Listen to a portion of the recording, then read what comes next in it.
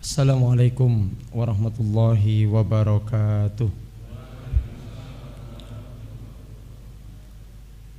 Alhamdulillahi rabbil alamin. Assalatu wassalamu ala asrafil anbiya'i wal mursalin wa ala alihi wa ashabihi wa man tabi'ahum bi ihsanin ila yaumiddin. Rabbi israh li sadri wa yassir li amri wahlul 'uqdatam min lisani yafqahu qawli. Subhanaka la ilma lana illa ma 'allamtana innaka antal alimul hakim. Wa qala Rasulullah sallallahu alaihi wasallam, may yuridillahu bi khairan yufaqihu fid din. Amma ba'd, fa inna asdaqal hadisi kitabullah wa khairul huda huda Muhammadin sallallahu alaihi wasallam. Fa inna syarral umuri muhdatsatuha wa kullu muhdatsatin bid'ah wa kullu bid'atin dhalalah wa kullu dhalalatin finnar. Tsumma amma ba'd. Jamaah salat subuh yang berbahagia, yang dimuliakan Allah, dan seluruh pemirsa Narasi Dakwah TV dimanapun Anda berada, yang dimuliakan Allah subhanahu wa ta'ala. Alhamdulillah, kita bersyukur kepada Allah pada kesempatan pagi hari yang penuh dengan barokah ini. Kita masih diberikan kesempatan oleh Allah untuk kembali bangun dari tidur kita,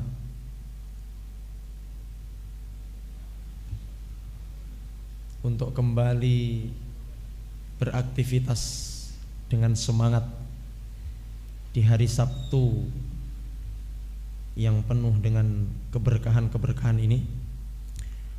Apalagi kemudian awal hari kita awali dengan salat subuh berjamaah, kemudian kita lanjutkan dengan ta'lim, ngaji bareng seperti biasa di Masjid Al-Furqan ini dalam keadaan sehat walafiat. Kita berdoa kepada Allah, semoga aktivitas kita, ikhtiar kita pada kesempatan pagi hari ini diridhai oleh Allah subhanahu wa ta'ala, dan kita semuanya digolongkan ke dalam golongan orang-orang yang memperoleh kebahagiaan di dunia dan akhirat. Amin ya rabbal alamin. Bapak Ibu dan seluruh pemirsa, kita akan lanjutkan kajian kita kitab Syarhus Syama'il Nabi sallallahu alaihi wasallam. Bab terakhir yang kita bahas adalah tentang masalah fi ma jaa'a fi na'li Rasulillah sallallahu alaihi wasallam, tentang sifat atau tentang sendal Rasulullah sallallahu alaihi wasallam. Banyak hal yang kita pelajari tentang sendal Nabi. Bagaimana bentuk sendalnya Nabi, kemudian bagaimana adab memakai sendal, termasuk kemudian terakhir kemarin kita bahas tentang masalah tabarruk dengan atharul Rasulillah, dengan apa yang ada pada diri Nabi sallallahu alaihi wasallam. Insyaallah pada kesempatan hari ini kita akan lanjut ke bab nomor 12, lanjutan dari bab sendal Nabi, bab baru, bab nomor 12, dengan judul babun ma jaa'a fi dzikri khatami Rasulillah sallallahu alaihi wasallam, yaitu bab yang menerangkan tentang khatam. Khatam itu cincin, cincinnya Rasulullah sallallahu alaihi wasallam. Jadi kita akan berbicara tentang masalah cincin, hadirin. Kebetulan pagi ini saya tidak pakai cincin. Yang pakai cincin Pak Edi.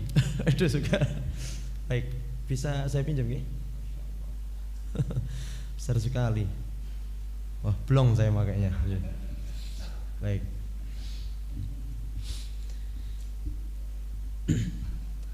Qala al-muallif rahimahullahu ta'ala rahmatan wasi'atan wa nafa'ana Allahu bi'ulumihi fid dunya wal akhirah amin ya rabbal alamin. Berkata Syekh Abdul Razak bin Abdul Muhsin Badr, Bapak Ibu, kitab ini yang mengarang adalah Imam At-Tirmidzi, namanya kitab Syama'ilun Nabi. Disarah diterangkan oleh Syekh Abdul Razak bin Abdul Muhsin Badr. Biasanya beliau Syekh Abdul Razak ini memberikan muqaddimah sebelum masuk ke dalam hadis. Beliau memberi beberapa kalimat muqaddimah atau disebut dengan tarjamah agar memudahkan kita untuk memahami hadis-hadis atau athar yang disampaikan oleh Rasulullah dan para sahabat radhiyallahu anhum. Baik. Qala Syekh Abdul Razak, al-khatamu, khatam itu adalah halqatun dzatu fassin min ghairiha, fa in lam yakun laha fassun fahiya fathah. Jadi khatam itu, insyaallah, khatam itu adalah halqah, sesuatu yang melingkar. Halaqah, jenengan pernah mendengar kata halaqah? Jadi halaqah itu biasanya thalib santri itu mengitari gurunya. Jadi ketika ada santri duduk mengitari gurunya, itu namanya halaqah. Halaqah itu berarti duduk melingkar gitu. Itu namanya halaqah. Kalau seperti jenengan ini namanya apa ini?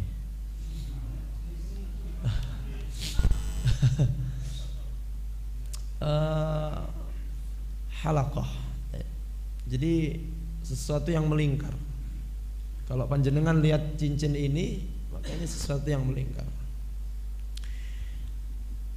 Yang dzatu fassin, cincin itu, khatam itu adalah sesuatu yang melingkar yang memiliki mata.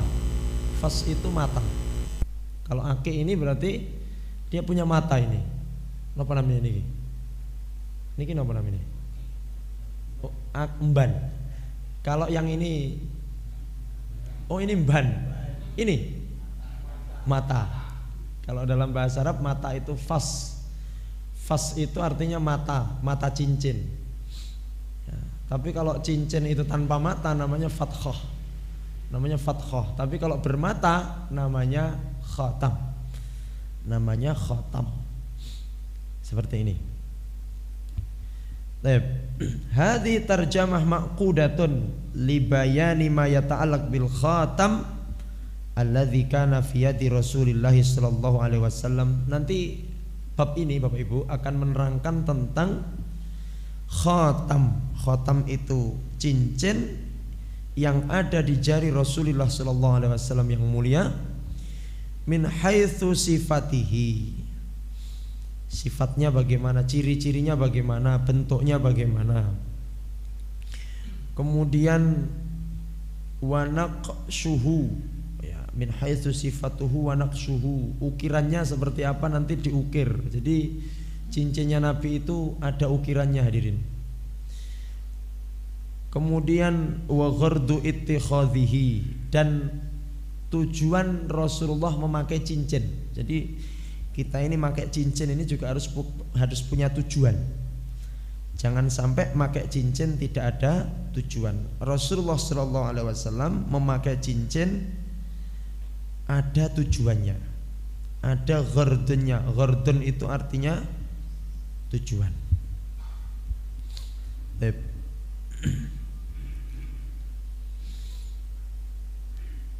Nabiuna sallallahu alaihi wasallam ittakhadzal khatam fi waqtin mutaakhirin ba'da hijratihi. Jadi Nabi Muhammad itu hadirin memakai cincin itu di waktu-waktu belakangan ba'da hijratihi, setelah beliau hijrah ke Madinah. Jadi kalau ditanya sejak kapan Nabi Muhammad itu memakai cincin, Nabi Muhammad itu memakai cincin belakangan saja.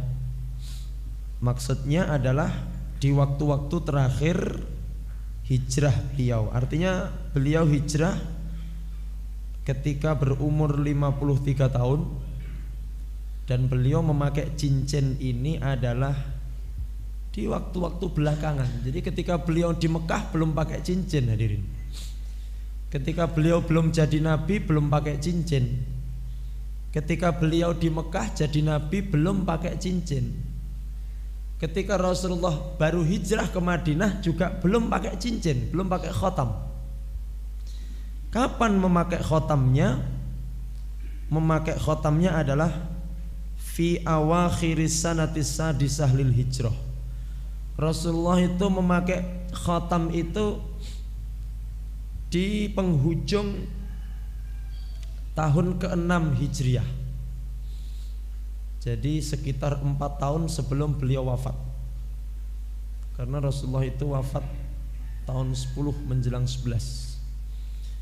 Jadi Rasulullah SAW baru memakai khotam itu di penghujung tahun 6 Hijriah, hadir. Di penghujung tahun 6 Hijriah. Kenapa pakai khotam?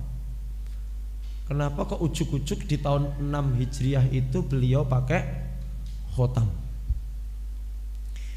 Indama bada'a sallallahu alaihi wasallam yukatibul muluka bidda'wah ila dinillah. Pada saat Nabi Muhammad ini mulai berdakwah, memanggil, mengajak para raja untuk masuk Islam. Jadi ternyata cincin ini termasuk salah satu strategi dakwah. Khotam ini adalah strategi dakwah. Jadi memang dalam berdakwah itu perlu strategi-strategi khusus agar orang-orang yang diajak itu yang pertama tertarik dulu. Jadi dakwah niku yang pertama buat orang-orang yang menjadi objek dakwah itu tertarik dulu. Seperti mungkin contohnya kalau pada pagi hari ini strateginya pakai kopi gitu ya. Karena mungkin menarik, mungkin ya. Menarik. Atau mungkin pertemuan yang akan datang dibawakan dikasih pulang itu dibawakan bingkisan begitu ya.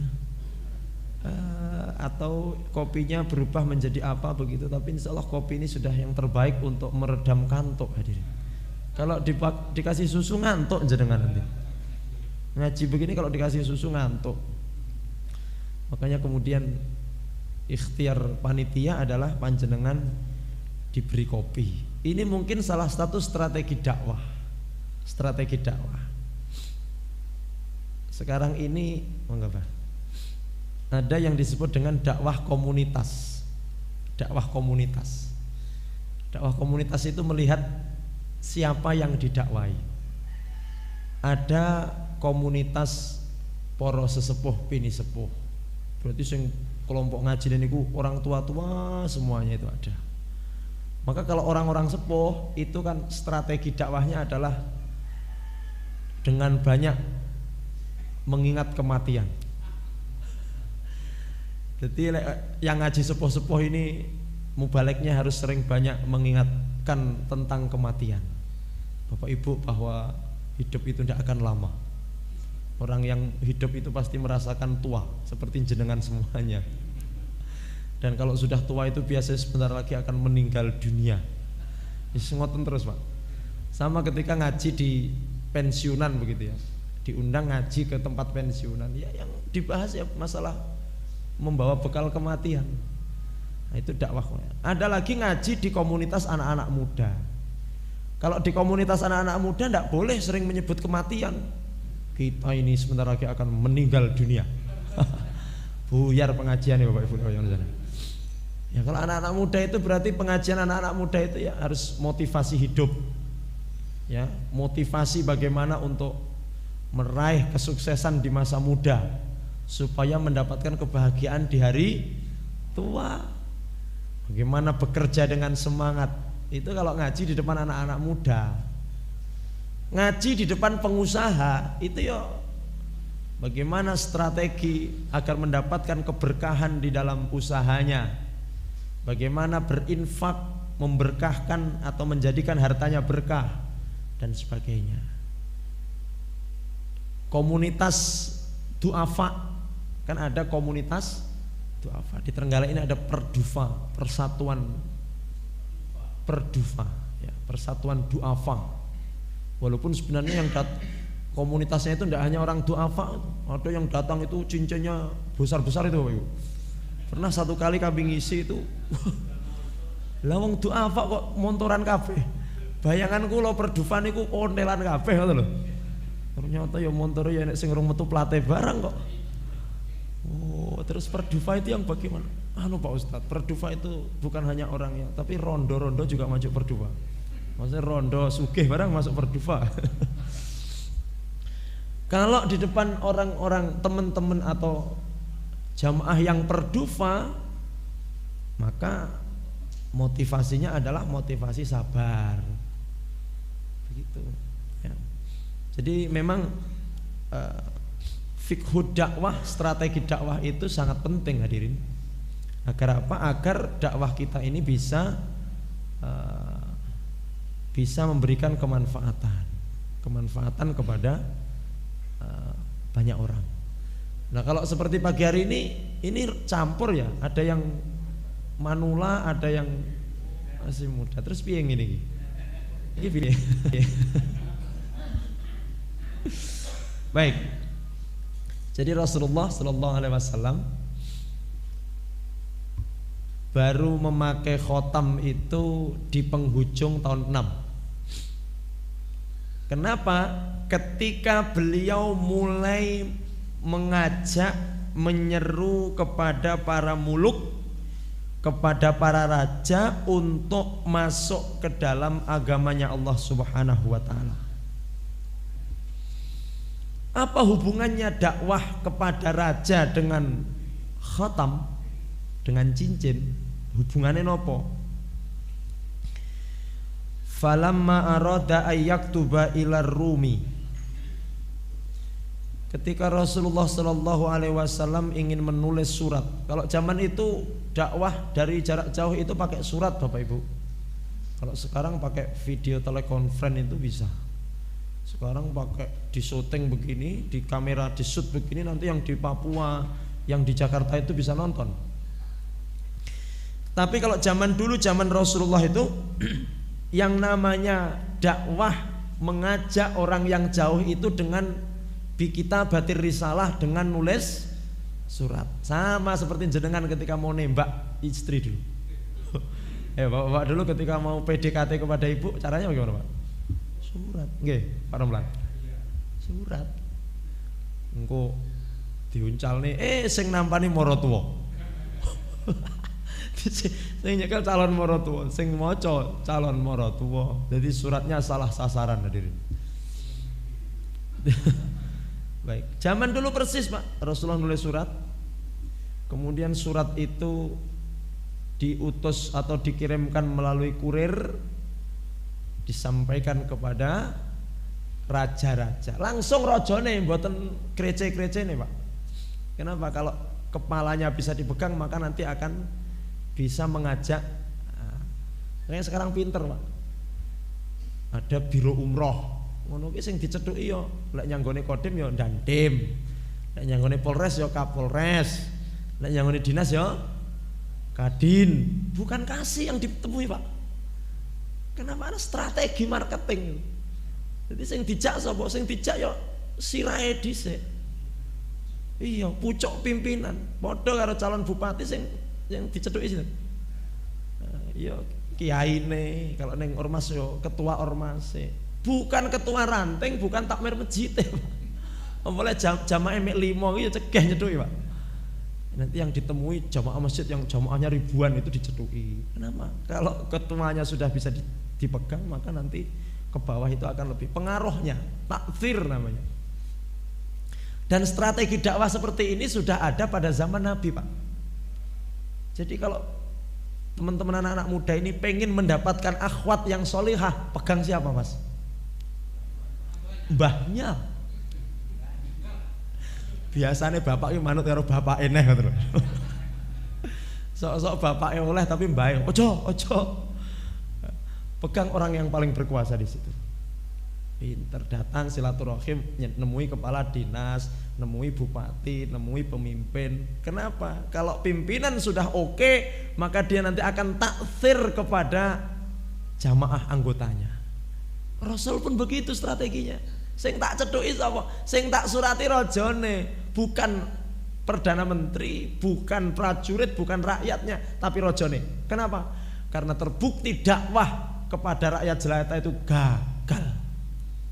Dakwah niku lek langsung nyanggone wong-wong ngesor niku banyak gagalnya, Bapak Ibu. Contohnya di mana? Ketika Rasul dakwah di Mekah. Rasul niku 13 tahun dakwah di Mekah niku yang didakwahi yang diajak itu mohon maaf adalah hamba sahaya, budak-budak, orang-orang miskin.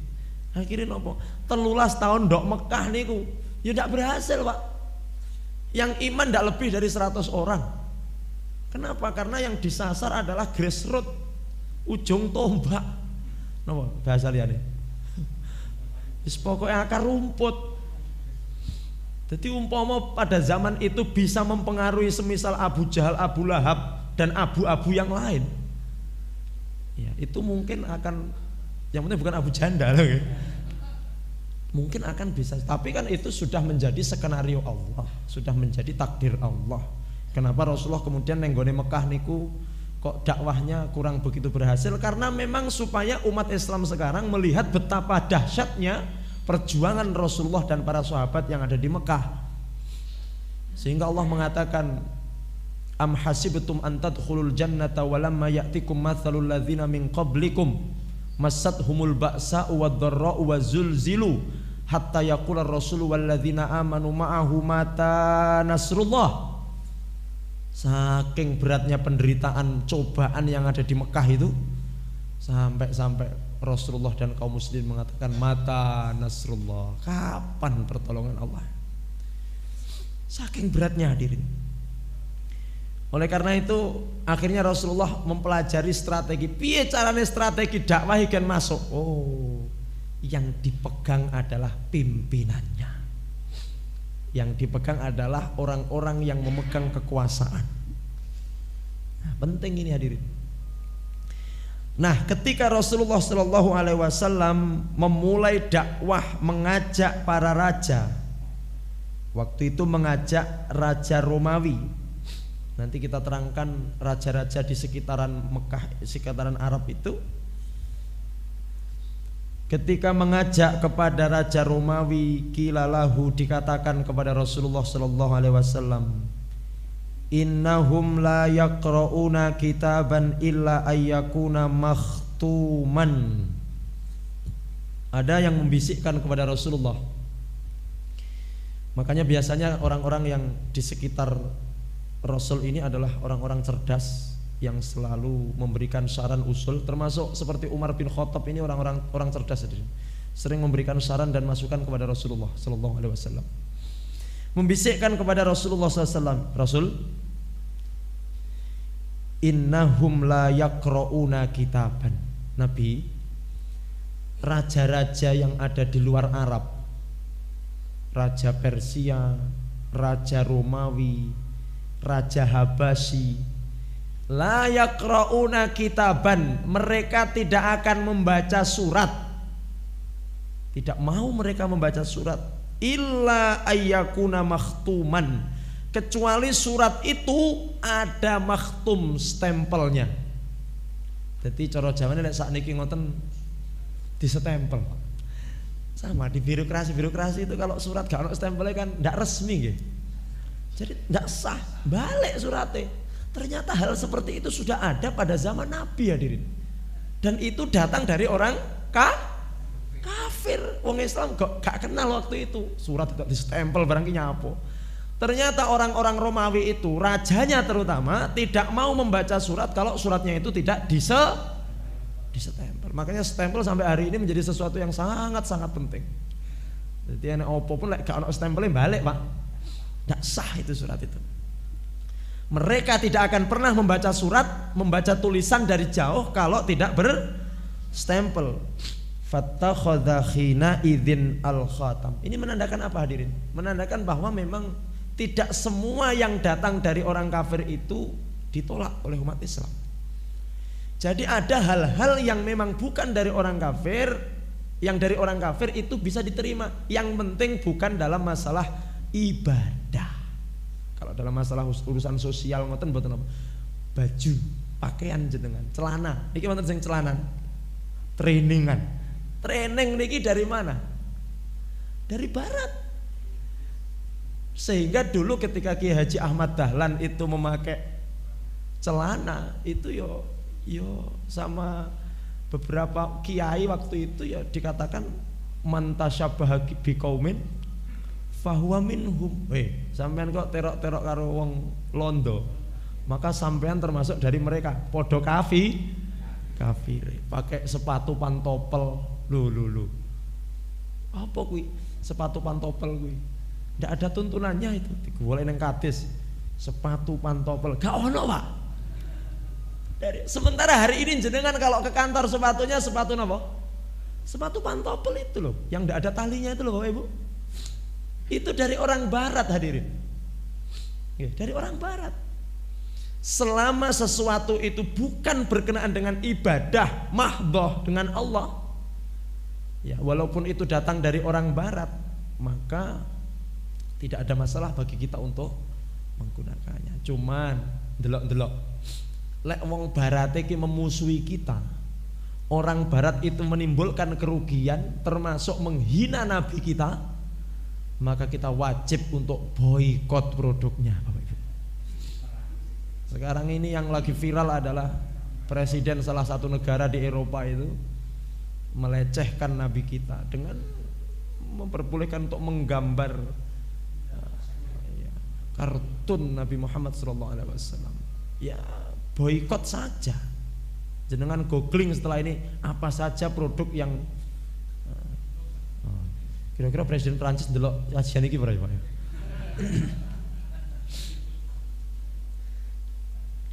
Boikot tidak masalah. Boikot saja, bahkan kita serukan untuk memboikot produk-produk mereka. Kenapa? Ben kapok. Biar tahu rasa itu. Dikiranya umat Islam ini lemah. Enggak. Umat Islam itu tidak nyari musuh, tapi kalau umat Islam diusik kehormatannya, maka harus muncul sebuah sifat yang disebut dengan sajaah. Wong Islam itu duwe sajaah. Napa sajaah? Kendel. Ketika diusik harga dirinya, diusik agamanya, diusik nabinya, maka kita wajib untuk membela Nabi kita Muhammad SAW. Pernah ingat ketika perang Uhud? Ketika perang Uhud niku Rasulullah niku tinggal 9 atau 11 itu. Yang lainnya sudah hilang kabeh, melayu kabeh, Pak. Termasuk Umar bin Khattab itu melayu, Pak. Ya, terus balik neh tapi baliknya wis rodok kasep ngoten. Tinggal 9 orang. Ada yang mengatakan tinggal 11 orang. 2 dari Muhajirin, kemudian sisanya itu dari Ansar. Tinggal sekian melindungi Rasulullah, sampai Rasulullah mengatakan, siapa yang menjagaku hari ini, maka aku jamin dia masuk surga. Rasulullah katakan, sapa sing membelaku, sapa sing menjagaku dari serangan orang-orang Abu Sufyan CS kuwi, surga baginya. Digitukan itu Bapak Ibu. Beberapa orang sahabat itu langsung muncul keberaniannya untuk membela Rasulullah, mengorbankan nyawanya. Ada langsung pertama, ada anak panah, dia rela menjadi tameng Rasulullah, mati ya. Termasuk yang paling terakhir itu ya, ada Abu Talhah itu sampai ketika ada pedang diayunkan, ditangkis pakai tangannya, sampai Keadaannya luar biasa, keadaannya sangat-sangat mengenaskan hadirin. Dan alhamdulillah dengan izin Allah Rasulullah bisa menyelamatkan diri dari kepungan orang-orang kafir Quraisy waktu itu. Jadi siapa yang melindungi aku, kata Rasulullah, maka aku jamin baginya surga. Wes urusan surga ngono wis ndak peduli nyawa, ndak peduli harta, yang penting saya melindungi Rasulullah. Mati semuanya tinggal 2 orang tok. Akhirnya kemudian Rasulullah selamat, alhamdulillah. Termasuk hari ini siapa yang melindungi, artinya siapa yang memperjuangkan menjaga nama baik Rasulullah SAW, maka surga jaminannya. Ustadz, kalau saya boikot salah satu produk, insya Allah surga. Hadirin yang dimuliakan Allah Subhanahu wa ta'ala. Kita kembali. Jadi raja-raja itu tidak mau membaca surat kalau surat itu tidak makhtum, tidak disestempel. Oleh karena itu Rasulullah kemudian, ayo kita buat stempel aja. Walaupun stempel ini asalnya bukan dari Islam, tetapi kita ambil itu untuk dalam sisi-sisi muamalah. Kalau dari sisi ibadah tidak boleh. Jadi tasabuh itu dalam hal-hal yang berkenaan dengan ubudiyah. Baik. Walihada fassala ba'du ahli ilmi fi hukmi ittikhadil khatam. Oleh karena itu banyak sekali para ahli ilmu, orang-orang yang diberikan Allah kepadanya kelebihan ilmu, memperinci, menerangkan tentang masalah khatam. Jadi ada buku itu yang khusus membahas cincin Nabi itu ada. Idza kana li hajatin li kaunihi mathalan qadiyan aw mas'ulan yahtaju ilal khatam fahuwa bin nisbah ilaihi sunnah. Nah, sekarang diterangkan oleh Syekh Abdul Razak ini. Sebenarnya memakai cincin atau khatam itu hukumnya seperti apa? Ini kata beliau. Seandainya dia adalah seorang hakim atau seseorang yang punya jabatan dan dia memerlukan khatam, maka hukumnya sunnah. Tapi ingat loh ya, khotam pada zaman Nabi itu untuk apa? Stem. Saat ini wonten sing khotam damel stempel. Saat ini stempel ya stempel, inget ini kayak damel stempel kira-kira bentuknya piye Pak? Karena oval, tidak bisa untuk stempel. Kalau memang cincin yang berkhotam, yang punya fas, bisa untuk makhtum, bisa untuk stempel itu dibutuhkan oleh seseorang, maka hukumnya bisa sunnah. Tetapi kalau seseorang memakai cincin itu tanpa ada kepentingan apapun, hanya untuk estetika, keindahan, maka hukumnya mubah. Jadi pakai khotam itu hukumnya apa Bapak Ibu? Mubah. Boleh. Mubah itu hukum yang di tengah-tengah Pak. Ada haram, ada wajib, ada sunnah, ada makruh, ada yang tengah-tengah apa? Mubah. Kenapa contohnya mubah nih? Ngopi niki hukumnya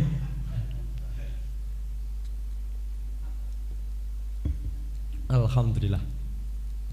Hukumnya apa? Mubah niku boleh Anda lakukan dan boleh Anda tinggalkan. Tapi lek pas ngaji niki ngantuk pripun Pak Ustadz, ngopi niki malah naik derajatnya menjadi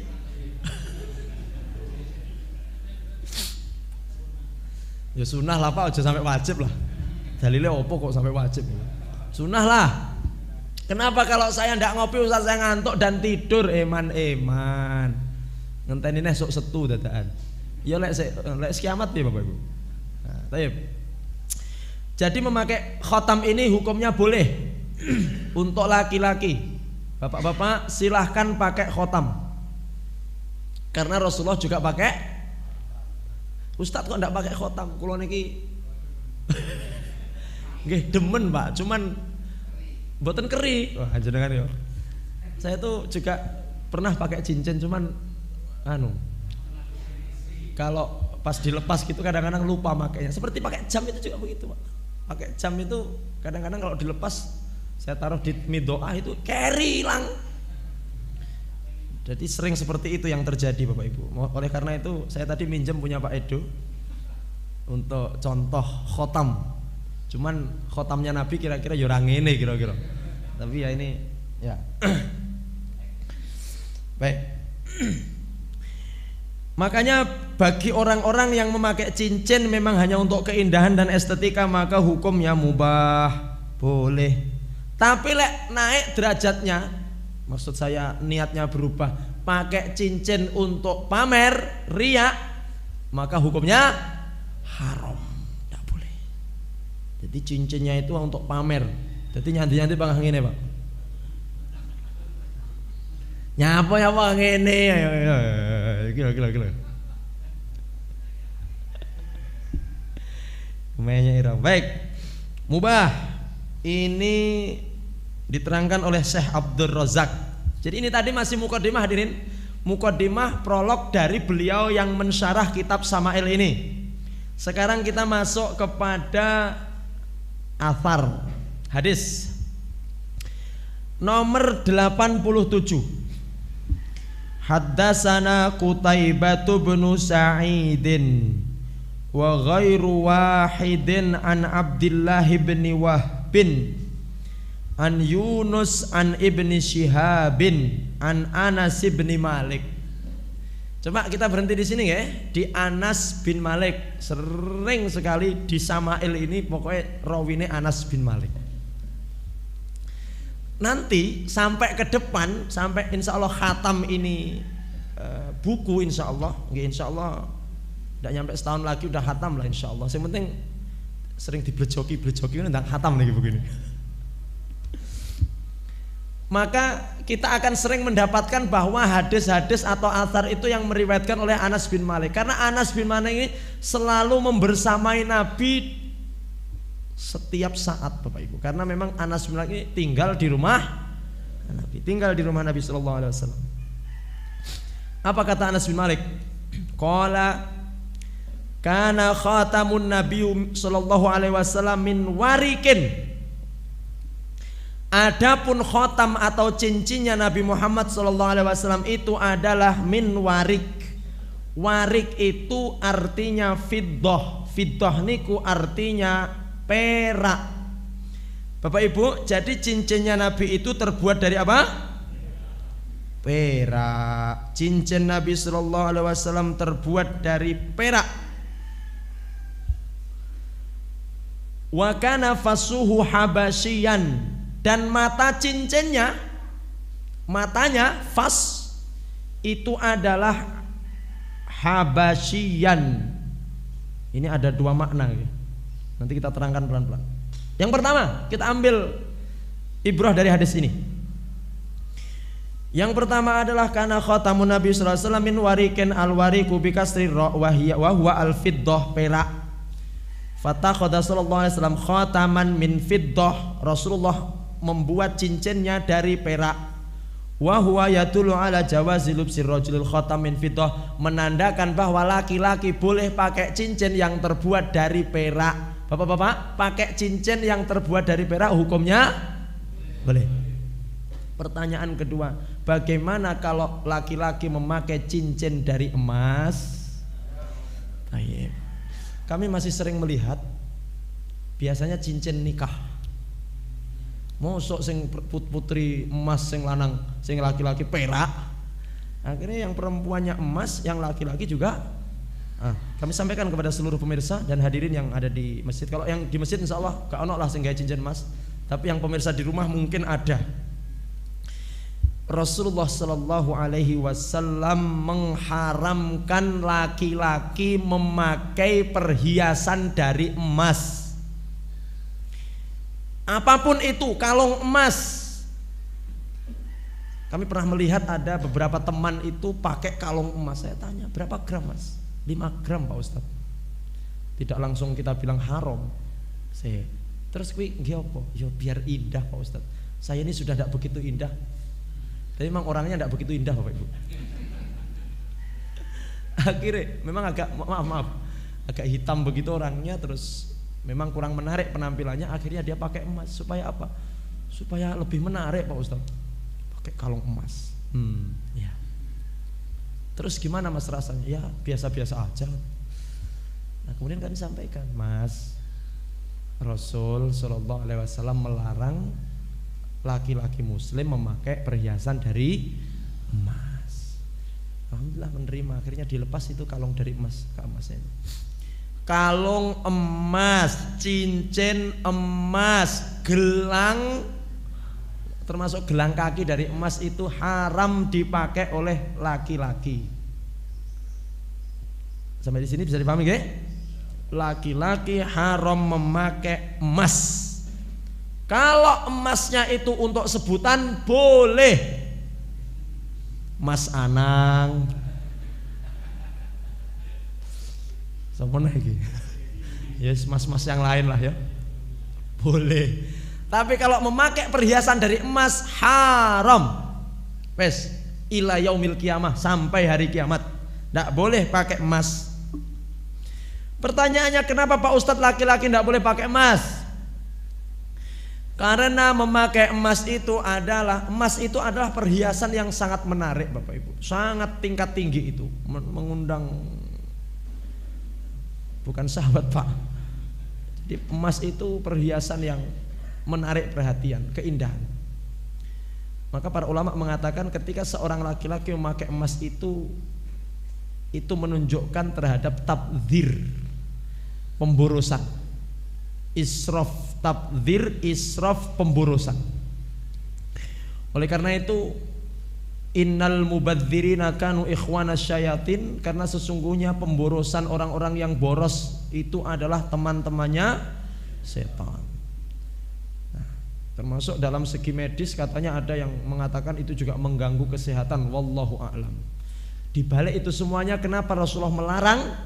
Kalau memang hikmah yang kita sampaikan tadi tidak pas, maka kita yakin bahwa setiap larangan baik itu dari Allah maupun Rasulullah pasti di balik itu ada hikmah dan kemaslahatannya.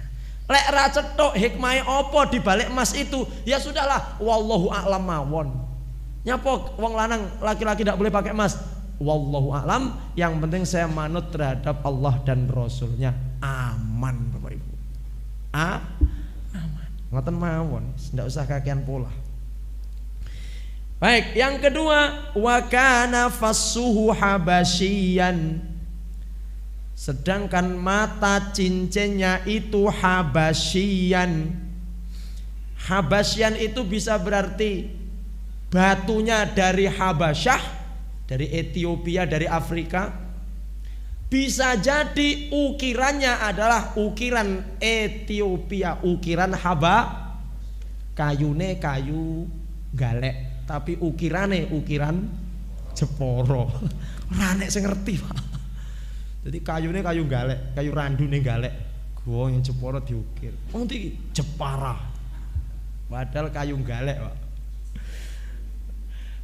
Atau sebaliknya, memang betul-betul ini mata cincin ini diambil dari Habasyah, dari Habasyi.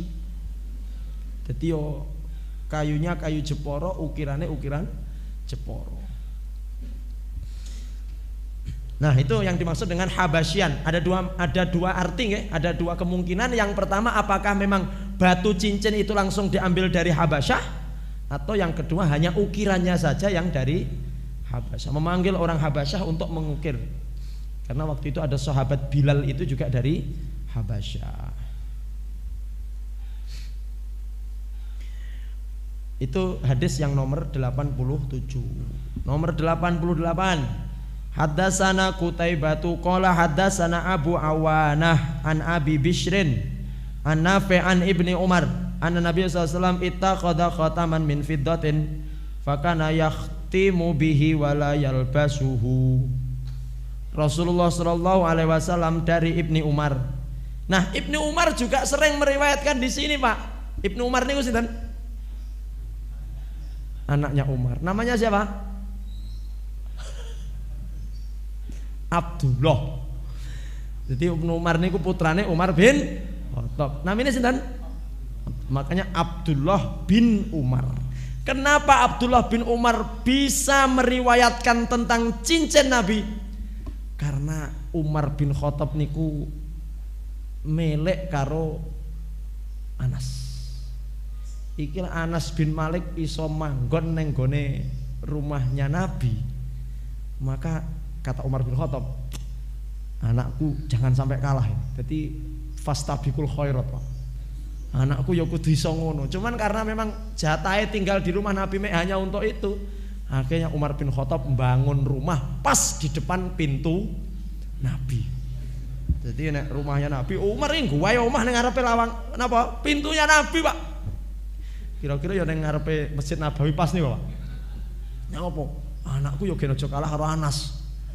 Kalau Anas bisa melihat keseharian Nabi, paling tidak anakku bisa melihat Rasulullah ketika keluar dari rumah, bisa melihat langsung.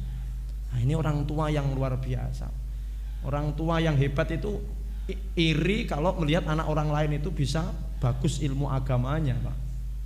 Nah, oleh karena itu namanya ghibthah ya. Ghibthah seperti yang kita sampaikan di beberapa pertemuan yang lalu. Ibnu Umar mengatakan anna Rasulullah sallallahu alaihi wasallam atau anna Nabiy sallallahu alaihi wasallam ittakhadha khataman min fiddah. Kata Ibnu Umar, Rasulullah SAW memakai atau membuat atau menjadikan cincinnya dari perak. Fakana yakhtimu bihi, kemudian dijadikan cincin dari perak itu, wala yalbasuhu, dan Rasulullah tidak mengenakannya.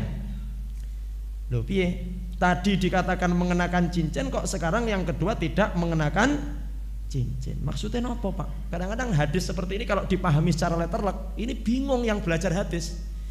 Ya apa iki bertolak belakang? Yang pertama Rasulullah memakai, yang kedua Rasulullah tidak. Makanya perlu adanya syarhul hadis. Karena kadang-kadang kita ini belum mampu, Bapak Ibu, kalau langsung memahami matan hadis niku berat. Contoh, langsung belajar Sahih Bukhari atau langsung belajar Sahih Muslim, Sunan Tirmidzi, Sunan Abu Dawud, Musnad Ahmad niku berat. Atau langsung belajar kitab-kitab matan hadis niku berat. Karena ada hadis yang bertentangan kadang-kadang. Sing siji bilang A, yang satu bilang B, sama-sama langsung dari Nabi sallallahu alaihi wasallam. Terus piye ngene? Makanya perlu adanya syuruhul hadis, kitab-kitab yang mensyarah hadis. Seperti mohon maaf ya, ada hadis yang mengatakan bahwa afdhalus sholatil mar'ati fi baitiha. Yang paling afdal sholat seorang perempuan itu di rumahnya, di rumah. Jadi seorang perempuan atau ibu-ibu ini yang afdal sholatnya di mana? Di rumah. Itu matan hadisnya begitu, Pak. Akhirnya karena membaca hadis seperti itu, ibu-ibu sing gaene sregep nyang masjid terus, ayo Bu nyang masjid, malah hadise sing afdal ning omah kok. Akhirnya masjidnya kotong. Karena biasanya masjid itu yang menuhi ibu-ibu. Bapak satu soft, ibu 5 soft. Kenapa? Bapaknya kemana? Enak sing kesel nyambut gawe, enak sing nonton tinju, enak sing nonton bal-balan. Biasanya ibu-ibu lebih banyak dari bapak. Kecuali pagi ini alhamdulillah bapak-bapak lebih banyak dari ibu-ibu. Berarti kiamat masih agak lama insyaallah. Nah, ibu-ibu luwih oke kan termasuk tanda min alamati saah, termasuk tanda kiamat. Dikatakan yang afdal sholat perempuan itu di rumahnya. Nah, kalau kita memahami hadis itu seperti itu apa adanya, maka ibu-ibu ini ndak ke masjid, nyang apa? Lah wong sing afdal sholat nang omah lho, Pak. Hadisnya jelas, Pak, hadis sahih ya. Tapi kemudian kalau kita membaca syarah Sahih Muslim karangan Imam An-Nawawi, Imam An-Nawawi di dalam syarah Muslimnya mengatakan mensyarah hadis itu.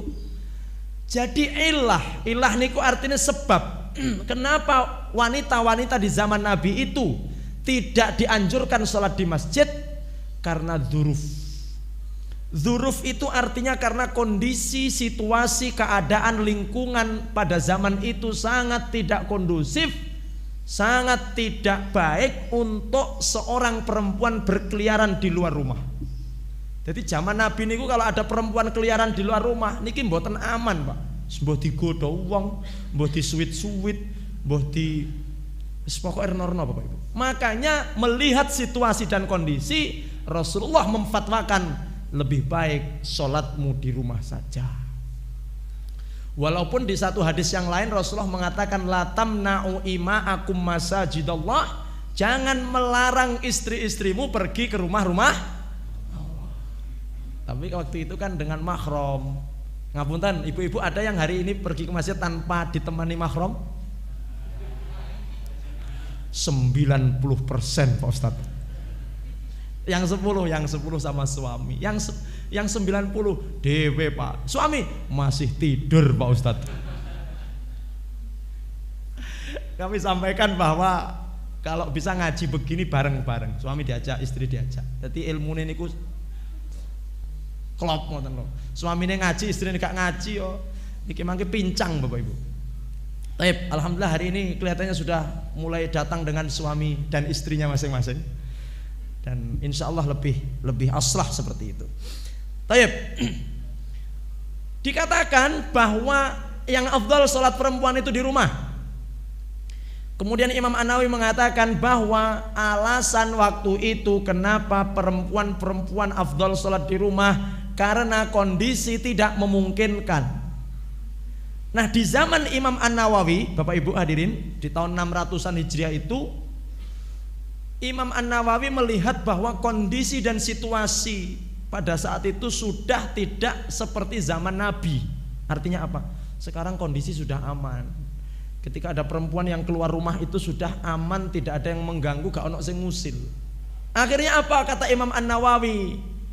Seorang perempuan itu boleh sholat di masjid, yang penting memenuhi beberapa persyaratan. Yang pertama ada mutabarruj, tidak boleh keluar rumah ke masjid dengan memakai perhiasan yang berlebihan. Ibu-ibu mohon maaf kalau jenengan ke masjid, cincin-cincin yang mungkin kelihatan nanti itu supaya ditanggalkan dulu. Ustaz ndak kelihatan, lek ndak kelihatan ndak ada masalah. Sing susah niku lek ketok terus sing sisihe nglirik Bapak Ibu. Ya Allah, driji 5 kok metu ali-aline kabeh ya Allah. Jadi ali-aline iki brendel 5 nih. Pernah saya ketika walimah gitu Bapak Ibu, jadi sing terima tamu napa sing suguh-suguh ngoten niku jan gelang saenek-enek dingge, ali-ali saenek dingge kabeh. Sampai batin, Pak. Iki imitasi apa asli? Jembrembel di satu tempat. Enggak saya sebutkan tempatnya karena ini kode etik ya. Saya tak sebut nanti saya di demo oleh mereka. Druwendel, Pak. Wah. Yes, kan pas ngelong-ngelong ini kan ketok, Pak. Wah. Termasuk kalau ibu-ibu punya kalung.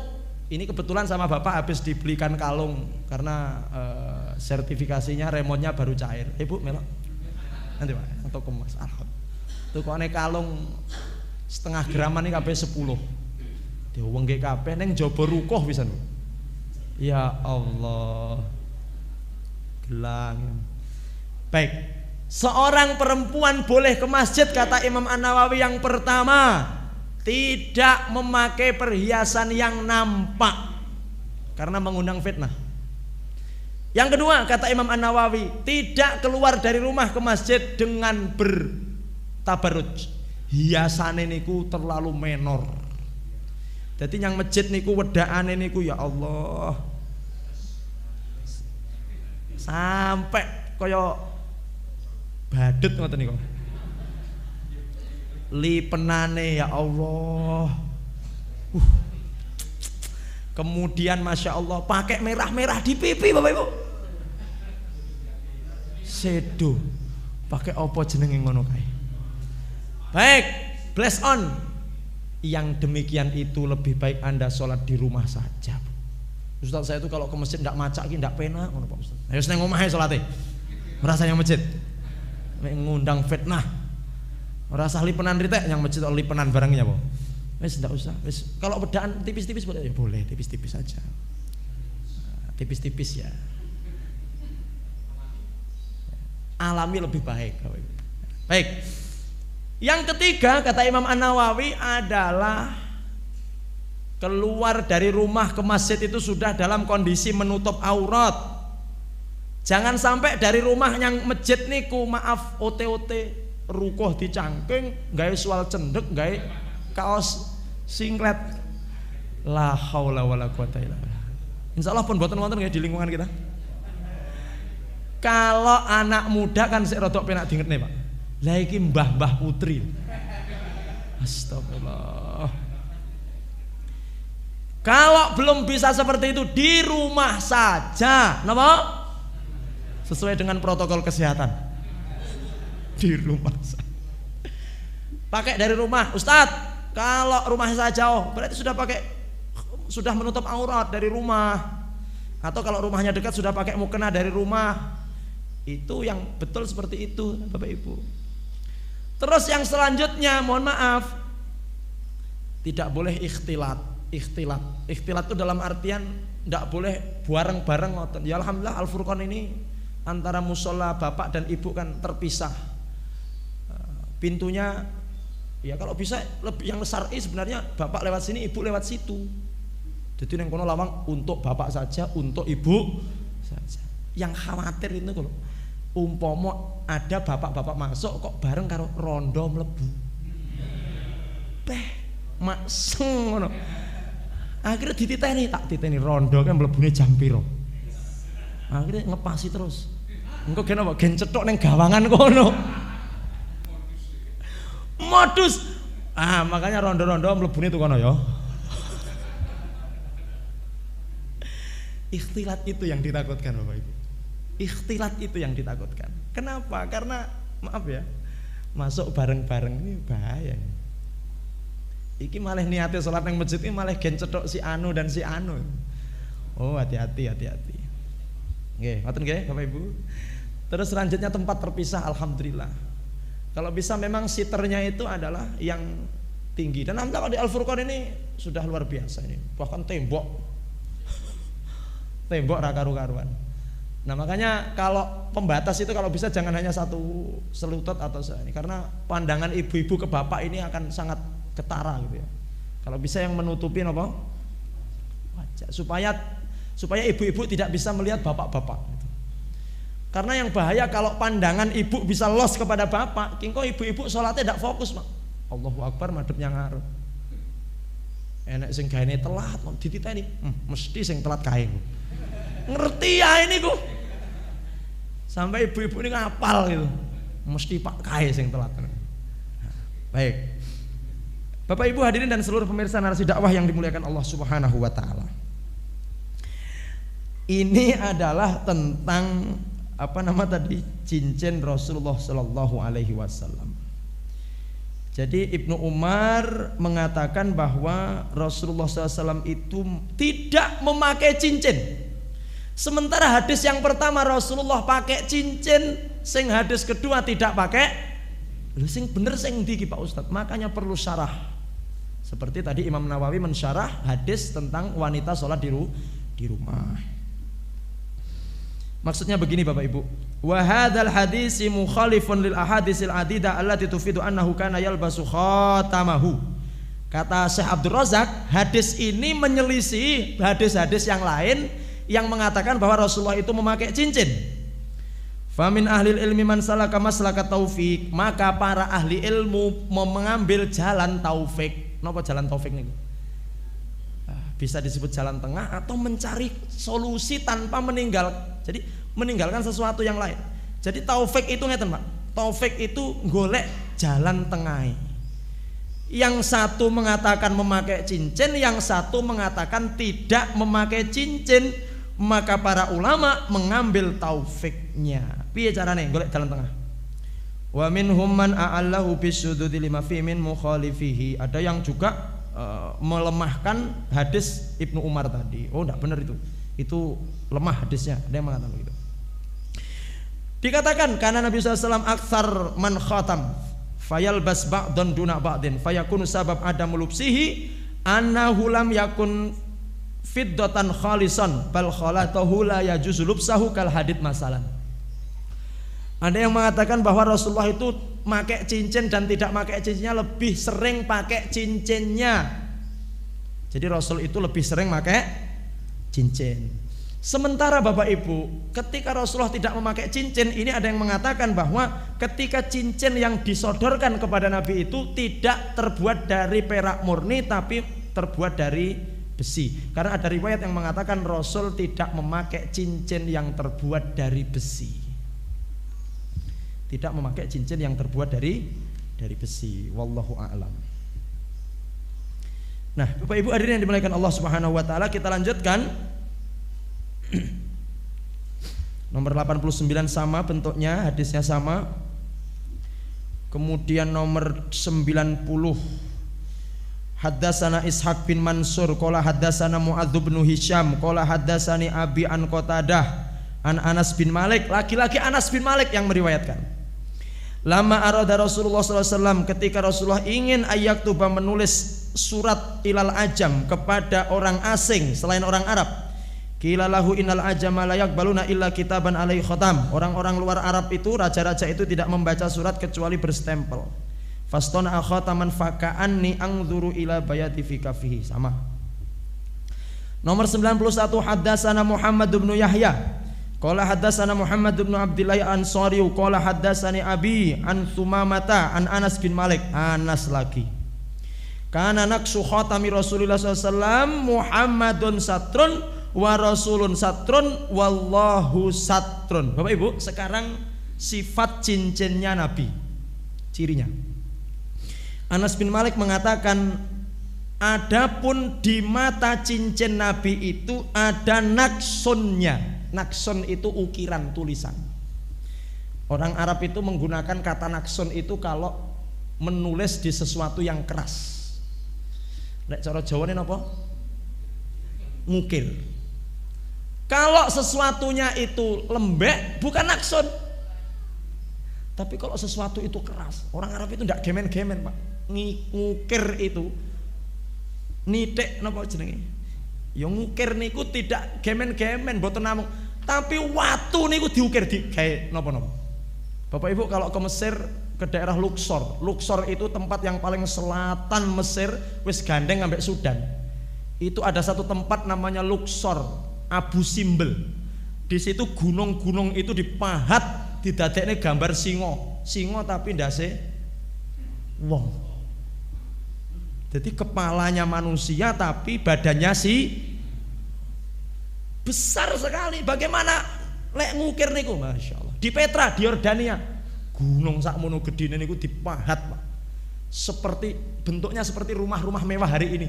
Sing sokone 2 di depan itu biasanya. Rumah-rumah sekarang itu terinspirasi dari Petra itu, Pak. Aslinya itu bangunan 5.000 tahun sing kepungkur, Pak. Cuman yang galek ketoke wah, itu yang soko-soko gede niku itu adalah terinspirasi dari bangunan-bangunan Petra itu. Gunung sakmono gedine niku dipahat menjadi sebuah istana. Di Mesir itu ada yang namanya hieroglif, batu itu ditulisi, Pak, dinakes bentuk burung, itu namanya tulisan hieroglif itu. Nah, nakes itu artinya sesuatu yang keras ditulisi, itu nakes. Ini mata cincinnya Nabi itu ada tulisannya, sekaligus nanti untuk stempel, Pak. Jadi ini nanti rata, kemudian buat stempel, ada tulisannya di sini. Tulisannya apa? Tulisan di mata cincinnya Rasulullah Shallallahu Alaihi Wasallam itu adalah Muhammadun Rasulu Allah. Jadi ada 3 baris, Bapak Ibu. 1, 2, 3. Ada yang mengatakan Muhammadnya di bawah, Muhammadun sak baris. Terus yang di tengah Rasulu, baru yang paling atas Allah. Ada yang mengatakan dibalik, Muhammad Rasul Allah atau Muhammad Rasulullah. Ada yang mengatakan seperti itu. Karena untuk stempel. Karena kalau ditulis langsung ngoten tidak cukup tempatnya, makanya dibuat 3 baris. Itu adalah tulisan pada mata cincin Rasulullah Shallallahu Alaihi Wasallam. Kita lanjut, Bapak Ibu. Haddatsana Nasr bin Ali al-Jahdami Abu Amr qala haddatsana Nuh bin Qais an Khalid bin Qais an Qatadah an Anas bin Malik anna Nabi sallallahu alaihi wasallam kataba ila Kisra wa Qaisar wan Najasi faqila lahu innahum la yaqbaluna kitaban illa bi khatamin fasagha Rasulullah sallallahu alaihi wasallam khataman khalaqat khalaqatuhu fiddatun wa nuqisha fihi Muhammad Rasulullah. Bapak Ibu, nah inilah yang menerangkan tentang nama raja-raja orang-orang Ajam. Rasulullah SAW itu ketika menulis surat untuk orang-orang Ajam, baik itu Kisra, Kaisar maupun Najasyi, jadi ada 3 raja yang dikirimi surat, 3 macam raja. Yang pertama namanya Kisra, yang kedua Kaisar, yang ketiga Najasyi. Bapak Ibu yang dimuliakan Allah, Kisra ini adalah raja Persia. Jadi raja Persia niku namine Kisra. Sementara Kaisar itu adalah Romawi. Ya, kaisar Romawi. Sementara Najasyi itu adalah raja orang Afrika. Jadi ketika mengutus surat kepada rajanya orang Persia yang disebut dengan Kisra, beliau menyetempel. Ketika mengirim surat kepada rajanya orang Romawi, disetempel namanya Kaisar. Ketika mengirim surat kepada Najasyi yang ada di Afrika, disetempel dengan setempel Muhammad Rasulullah Sallallahu Alaihi Wasallam. Hadis nomor 93, hadatsana Ishaq bin Mansurin qala hadatsana Sa'id bin Amirin wal Hajjaj bin Minhalin an Hammamin an Ibni Jurayjin an Zuhri an Anas anna Nabiy sallallahu alaihi wasallam idza dakhalal khala'a naza'a khatamahu.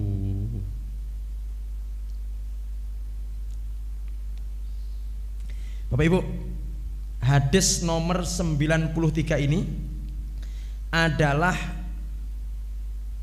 menerangkan kepada kita bahwa Rasulullah SAW itu kalau masuk ke dalam khala niku toilet, khala niku kamar mandi, khala itu WC, itu selalu naza'a niku artinya melepas cincin. Jadi Rasulullah itu ketika masuk ke dalam kamar mandi selalu melepas cincin. Kenapa? Karena di cincin beliau yang mulia sallallahu alaihi wasallam itu ada tulisan Muhammad Rasulullah. Bapak Ibu, ini adab dalam kamar mandi. Ngeten. Perlu kami sampaikan bahwa Masya Allah, ini ada cincin Muhammad Rasulullah. Insya Allah. Maaf Pak. Terima kasih ya Pak. Dibalik no. Karena ini ada yang lebih mirip. Insya Allah. Seperti ini Bapak Ibu. Ini bisa difotokopi Pak, ini Pak. Insya Allah. Datang ke tukang cincin terus mungkin bisa di zoom ya ini cincin ini Mas kameramen. Ini cincin ini bisa untuk stempel Muhammad Rasul. Jenengan bertanya apakah itu cincinnya Rasulullah? Bukan. Iki fotokopiane. Makanya Bapak Ibu yang pengen untuk seperti ini maka silahkan fotokopi ke Pak Arif ya. Fotokopi dalam artian membentuk seperti cincin ini. Sudah di zoom belum ini? Sudah, baik. Bapak Ibu yang dimuliakan Allah, Rasulullah SAW ketika masuk ke dalam kamar mandi selalu melepas cincin. Kenapa? Karena di cincin ini ada tulisan Muhammad Rasulullah. Adab kamar mandi. 1. Ketika masuk kamar mandi itu jangan lupa berdoa. Doanya bagaimana? Allahumma inni a'udzubika minal khubusi wal khaba'ith. Jangan lupa berdoa Allahumma inni a'udzubika minal khubusi wal khaba'ith. Ya Allah, betapa komprehensif dan sempurnanya Islam. Bahkan sampai masuk kamar mandi pun diatur untuk Ustadz, sudah di dalam lupa. Kadang-kadang wis tekan jero lagi astagfirullah do. Ya wis lah saiki Allahumma ndak boleh. Wis kadung ning jero aja ndongone Pak. Karena di dalam kamar mandi itu 1 adabnya tidak boleh menyebut nama Allah di dalam kamar mandi. Nang jero kamar mandi astagfirullah, subhanallah, malah dosa gak sampean. Ora kok malah pahala, dosa malahan. Sampai kalau ada orang meninggal, assalamualaikum. Ngriki nggih sering diumumne ngoten. Sampun kapundhut dumateng ngarsanipun Allah. Bapak, oh innalillahi nggih.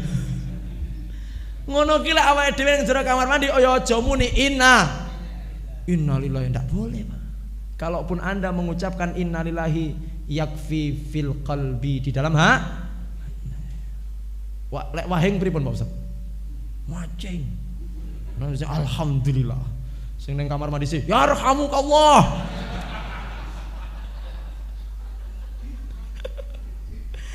Ndak boleh. Dadi lek pamane gebres wahing ning kamar mandi, ndak boleh mengucapkan alhamdulillah, tapi katakan di dalam hati sir. Karena tidak boleh melafatkan kalimat Allah di kamar mandi.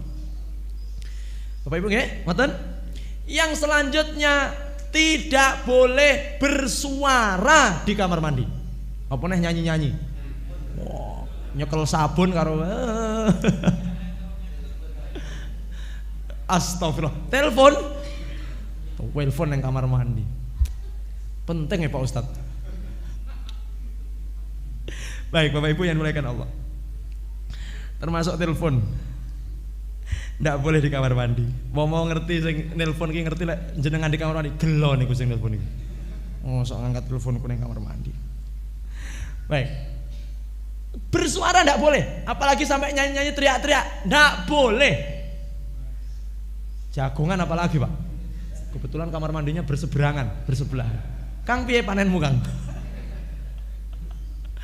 Ini biasanya terjadi di anak-anak pesantren Bapak Ibu. Anak pesantren itu rame nyanyi-nyanyi dan sebagainya. Kecuali dalam kondisi darurat. Dalam artian begini Bapak Ibu, ketika mandi di dalam kamar mandi melihat ada orang buta yang mau nyebrang jalan. Enek wong buta sing ngarep nyebrang jalan atau orang buta berjalan di depannya ada blowokan. Arep nyemplung blowokan. Paham blowokan, Pak? Selundangan. Nomale? Seluwekan. Apa ya? Lobangan ya. Ada orang buta berjalan depannya ada lubang, jenengan sedang mandi neng belik. Ketok enek wong arep nyemplung kali. Bengok. Woi Pak, jelondangan ngarepamu. Supaya tidak jatuh. Boleh darurat.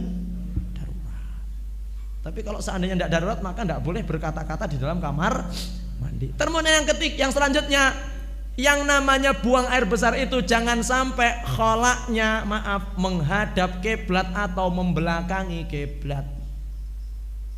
Jadi yang namanya toilet itu Pak Bu, buang air besar itu jangan sampai menghadap kiblat atau membelakangi. Ya ada yang toiletnya di rumah madhep ngulon teman-teman kita. Ustadz wis kadung Pak Ustadz dibongkar. Nah, kecuali para ulama mengatakan kecuali di tempat yang tertutup. Kalau tempatnya tertutup maka tidak mengapa. Tapi yang paling afdol adalah tetap tidak menghadap dan membelakangi walaupun itu tertutup hadirin. Itu adab kamar mandi. Adab kamar mandi. Kadang-kadang kita ini di kamar mandi mencari inspirasi Pak. Di kamar mandi karo maaf ngerokok. Ya Allah, Ustadz kalau maaf buang air besar terus sambil ngerokok itu inspirasi muncul Pak Ustadz. Itu setan Bapak Ibu. Jangan lama-lama di kamar mandi.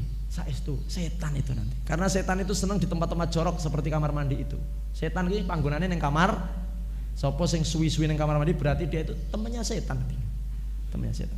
Makanya diingatkan jangan sampai sering lama-lama di kamar mandi. Baik, kita tutup sebagai penutup. Yang jelas Bapak Ibu, Rasulullah ketika masuk kholak, ketika masuk ke dalam kamar mandi selalu melepas. Termasuk maaf, Ustadz bagaimana ini cincin saya berharga saya lepas di luar nanti dicuri orang Pak Ustadz. Apalagi di tempat-tempat umum, sementara cincinnya bagus seperti ini, maka bisa ditaruh di saku. Atau kalau tidak punya saku, digenggam, ditutup, digenggam seperti ini supaya tulisan itu tidak nampak. Lek kepeksa nih. Kalau memang jenengan bisa tinggal di luar, kalau tidak bisa maka digegem atau disai.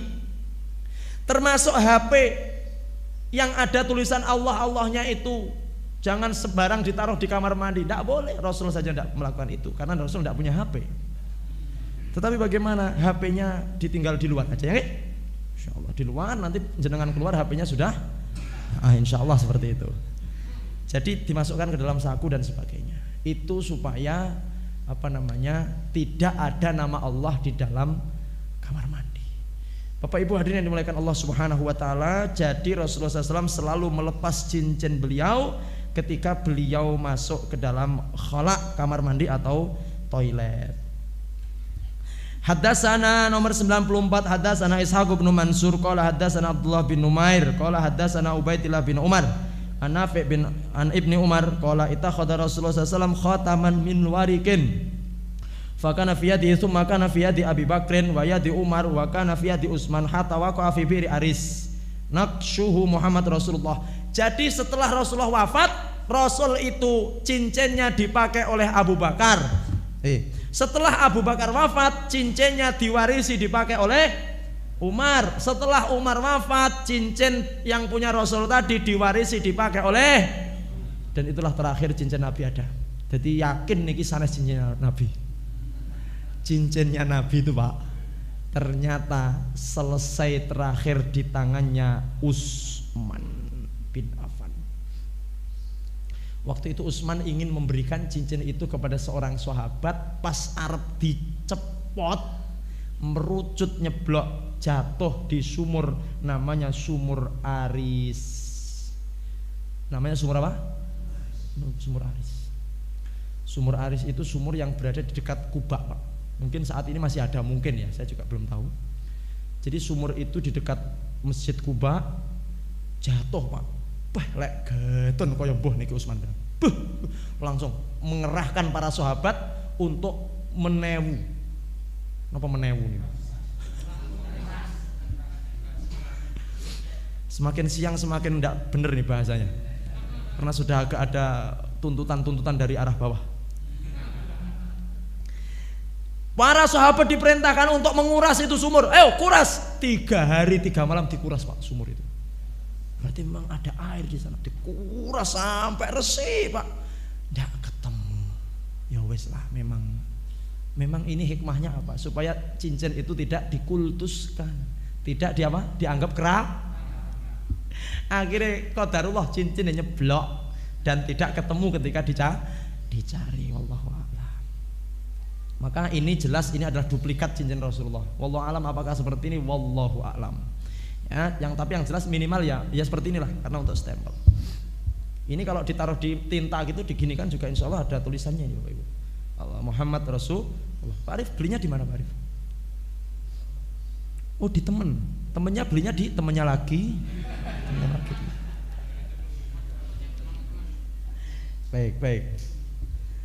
Baik Bapak Ibu yang dimuliakan Allah Subhanahu wa taala, itu yang kita sampaikan. Jadi sebelum kita tutup kajian kita pada kesempatan pagi hari ini,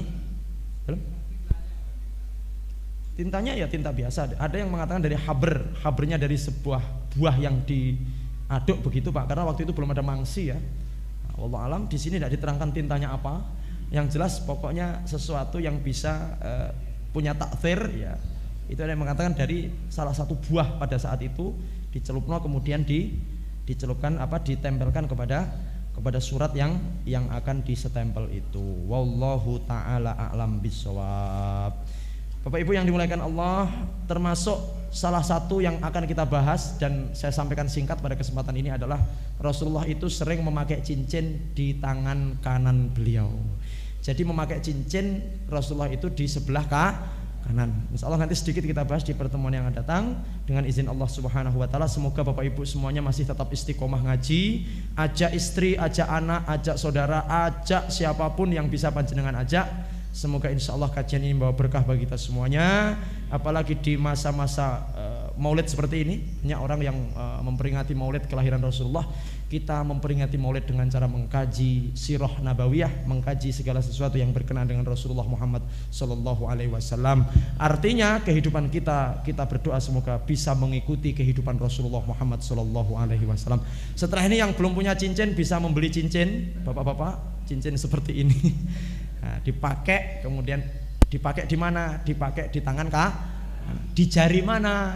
Ikuti episode selanjutnya dengan izin Allah Subhanahu wa taala. Demikian, dan terima kasih untuk seluruh pemirsa Narasi Dakwah yang sampai saat ini masih setia mengikuti kita dari Sabang sampai Merauke. Ada yang menyimak sekitar sekian puluh orang, dan alhamdulillah semoga kajian berjalan lancar sampai akhir.